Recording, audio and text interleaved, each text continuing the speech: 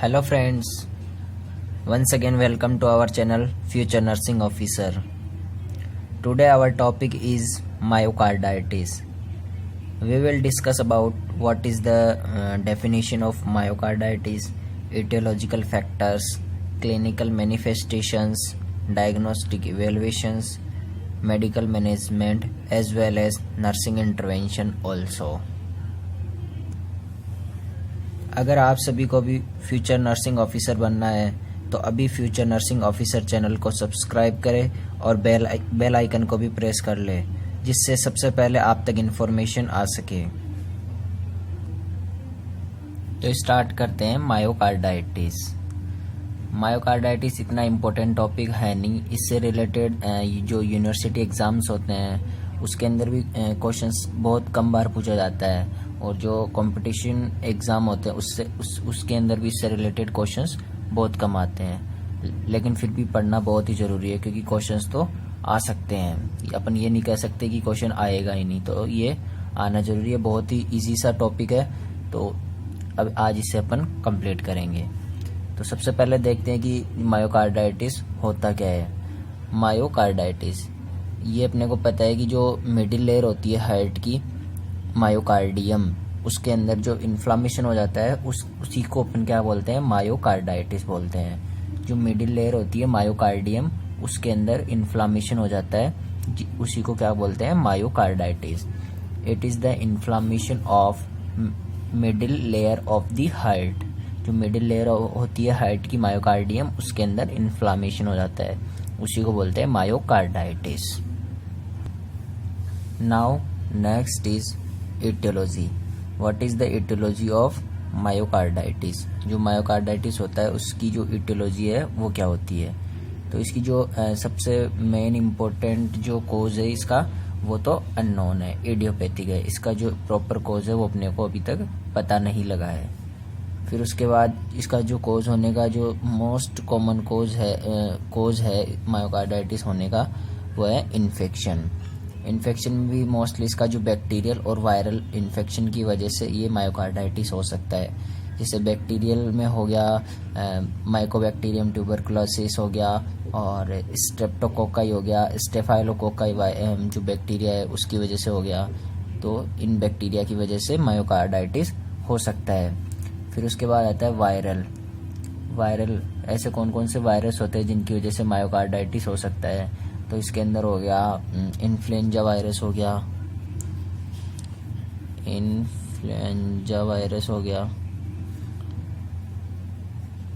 इसके अलावा हो गया HIV वायरस हो गया। फिर बैक्टीरिया में जैसे अपन ने देखा मोस्टली स्ट्रेप्टोकोकस और स्टेफाइलोकोकस।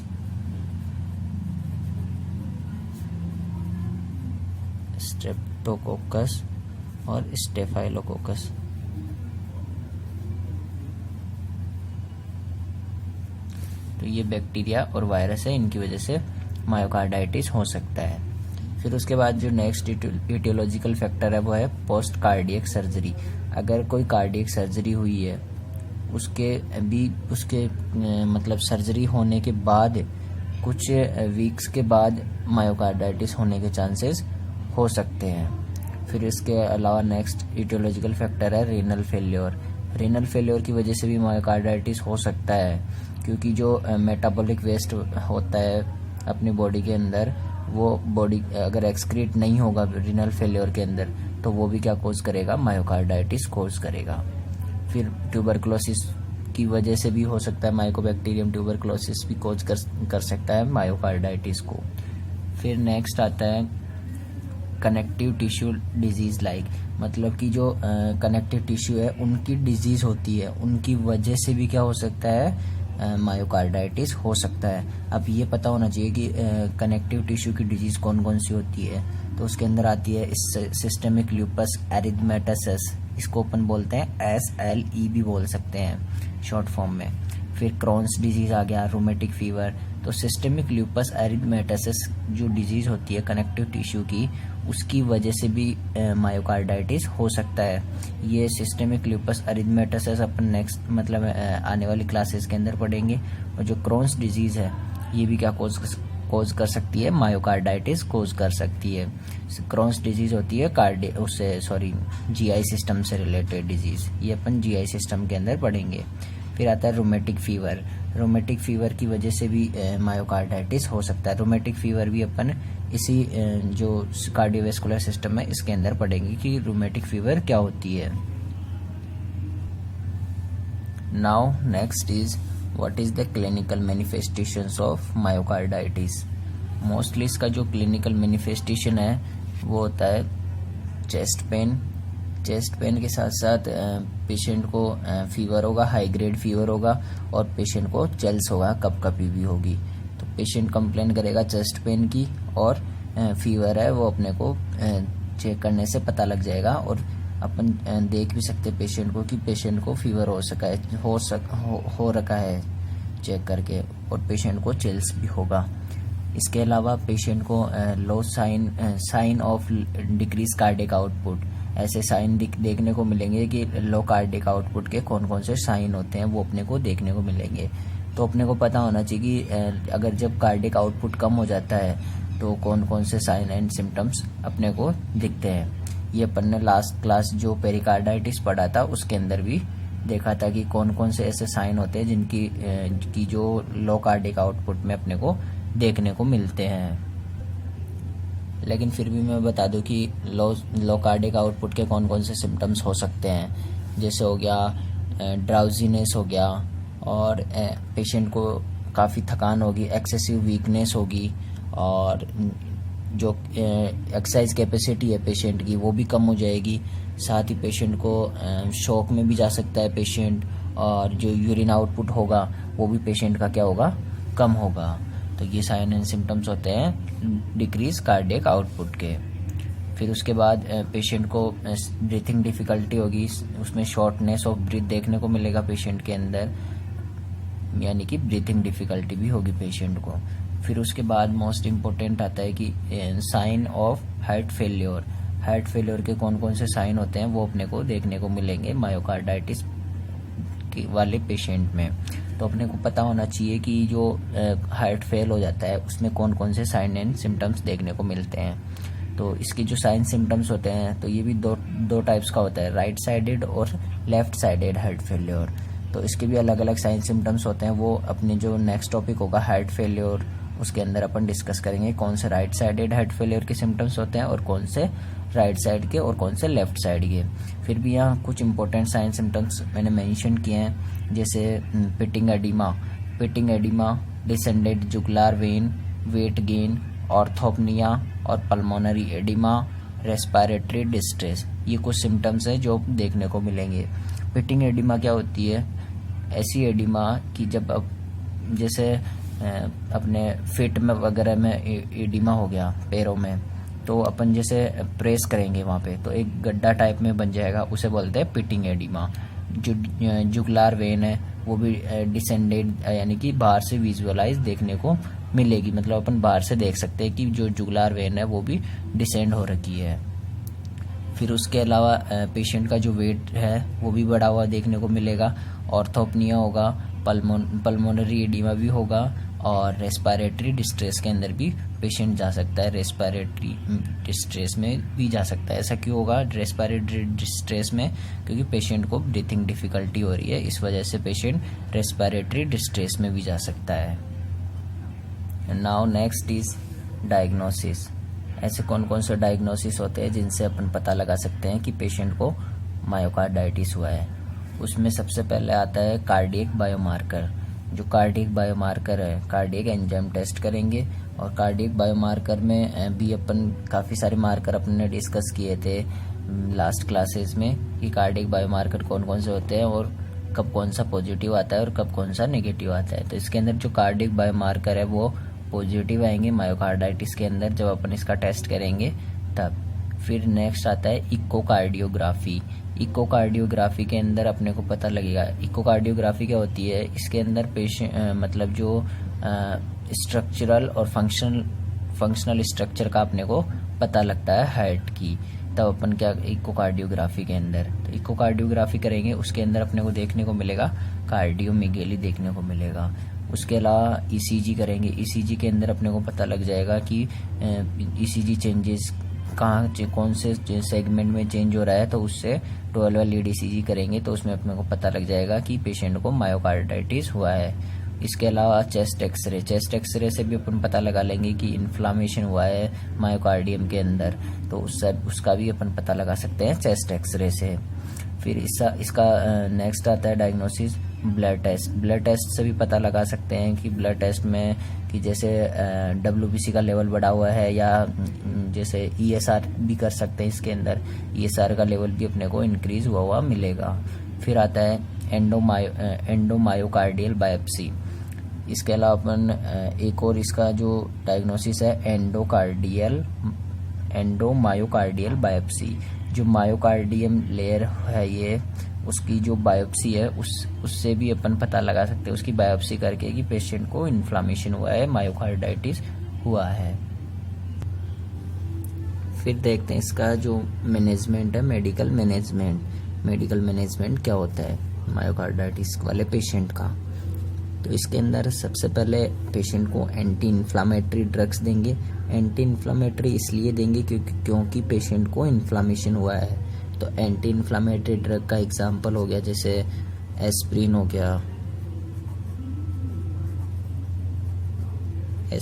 गया, आइबुप्रोफेन हो गया, और भी काफ़ी सारे एग्जांपल्स हो सकते हैं एंटी इन्फ्लामेटरी के। फिर नेक्स्ट आता है एंटीबायोटिक में हो गया सबसे मोस्ट कॉमन पेनिसिलिन एग्जांपल हो गया। इसके अलावा भी काफ़ी सारे एग्जांपल्स हो सकते हैं जैसे टेट्रासाइक्लिन हो गया, डॉक्सीसाइक्लिन हो गया, तो काफ़ी सारे एग्जांपल्स होते हैं एंटीबायोटिक के भी। फिर आता है नेक्स्ट डायूरेटिक्स। पेशेंट को जो डॉक्टर है वो प्रेस्क्राइब करेगा डायूरेटिक्स क्यों करेगा प्रेस्क्राइब? क्योंकि जो यूरिन आउटपुट है वो कम हो रखा है पेशेंट का, तो उस वाले कंडीशन के अंदर जो डॉक्टर है वो क्या प्रेस्क्राइब करेगा? डायूरेटिक्स प्रेस्क्राइब करेगा। डायूरेटिक्स का एग्जांपल हो गया जैसे लासिक्स हो गया, फ्रिजेमाइड हो गया, तो काफ़ी सारे एग्जांपल्स होते हैं डायूरेटिक्स के। मोस्ट कॉमनली लासिक्स और फ्रिजेमाइड्स ही यूज़ में आते हैं डॉक्टर्स के, जो कि मोस्ट कॉमनली यूज़ में लिए जाते हैं। फिर नेक्स्ट आता है ACE इनहिबिटर्स। ACE इनहिबिटर्स भी अपन देंगे पेशेंट को, मतलब डॉक्टर प्रेस्क्राइब करेगा। इसके एग्जांपल होते हैं कैप्टोप्रिल, रेमिप्रिल वगैरह, इसके एग्जांपल होते हैं जो कि ACE इनहिबिटर्स होते हैं। फिर नेक्स्ट आता है एनाल्जेसिक्स क्यों देंगे पेशेंट को? क्योंकि पेशेंट को पेन हो रहा है, तो पेन को रिलीव करने के लिए एनाल्जेसिक्स देंगे। एनाल्जेसिक्स का जैसे एग्जांपल हो गया मोस्टली मॉर्फिन, इसका एग्जांपल होता है मॉर्फिन। इसके अलावा पेशेंट को दे सकते हैं और भी एग्जांपल जैसे एसिटामिनोफेन हो गया,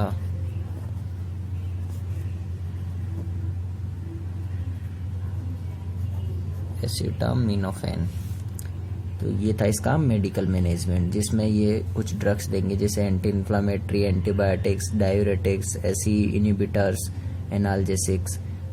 तो पेशेंट का जो पेन है वो रिलीव हो जाएगा, इन्फ्लामेशन कम हो जाएगा, और जो यूरिन आउटपुट कम है वो भी बढ़ जाएगा पेशेंट का।